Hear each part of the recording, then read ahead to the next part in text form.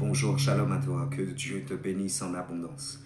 Le monde n'est pas du tout ce que tu crois, c'est un monde de séduction, de distraction, mais qui dans le fond ne cherche qu'à te faire souffrir, qu'à te faire périr. Et aujourd'hui, par la grâce de Dieu, nous venons partager cette parole afin que l'Esprit de Dieu puisse relayer cette parole et te remplir de discernement. Que chacun de nous marche éclairé.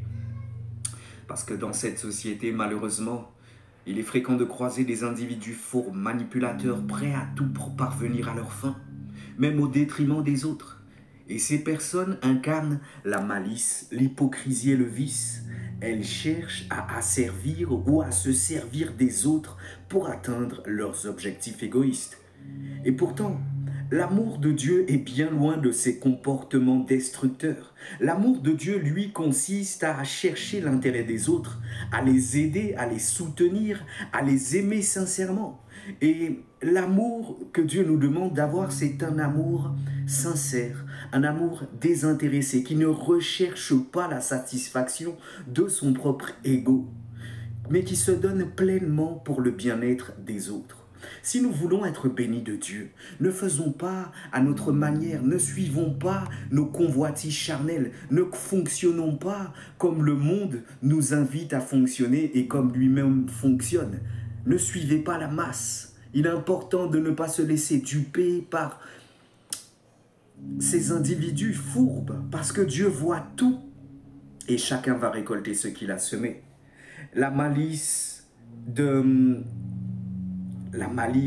l'hypocrisie et le vice ne vont pas rester impunis. Et tous ceux qui s'adonnent à ces comportements mesquins sauront tôt ou tard faire face aux conséquences de leurs actions. Il est essentiel, il est plus qu'important de rester vigilant, de rester fidèle à ses valeurs, de ne pas se laisser influencer par ceux qui cherchent à semer le trouble, la discorde, parfois même qui veulent se mettre à contrôler la vie des autres. L'amour de Dieu consiste à nous guider sur le chemin de la vie, de la droiture, et il nous incite à agir avec compassion, honnêteté et bienveillance envers notre prochain. Un seul Dieu, un seul chemin, un seul Seigneur, un seul berger, un seul sauveur.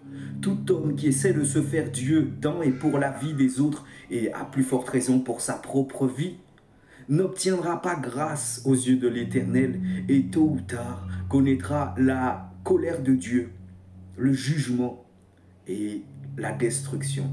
Nous ne voulons point que quiconque ne puisse périr, parce qu'en vérité ce monde est en train de périr par manque de connaissances.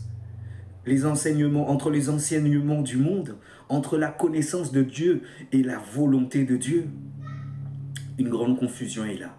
Mais en tout cas, ne vous perdez pas dans tout ce bruit, dans tout ce désordre, dans toute cette distraction, dans toute cette séduction. L'authenticité et la transparence sont les clés d'une vie épanouie et une vie pleine de sens. Ne laissons pas les personnes fourbes nous détourner de notre chemin. Restons forts, résolus et fidèles à nos convictions les plus profondes. Bien-aimé, mets-toi au travail. Arrête d'emprunter des voies rapides, des voies faciles, des voies contraires à Dieu. Dieu veut tous que nous soyons éprouvés pour atteindre la stature parfaite, selon sa volonté parfaite pour nous-mêmes, pour nos destinées, pour notre salut et pour sa gloire.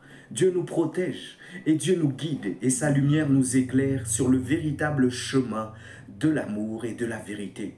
Il n'y a pas 10 000 chemins pour aimer. Il n'y a pas 10 000 chemins d'authenticité ni de vérité. Si des maladies, des pathologies sont tout le temps là à t'embêter dans ta santé, c'est même à cause de ça. Le dédoublement d'identité, le dédoublement de personnes. Nous avons besoin de marcher dans la lumière. Souvent nous disons pourquoi nous vivons ces choses s'il y a un Dieu. Eh bien, ce n'est pas la faute de Dieu.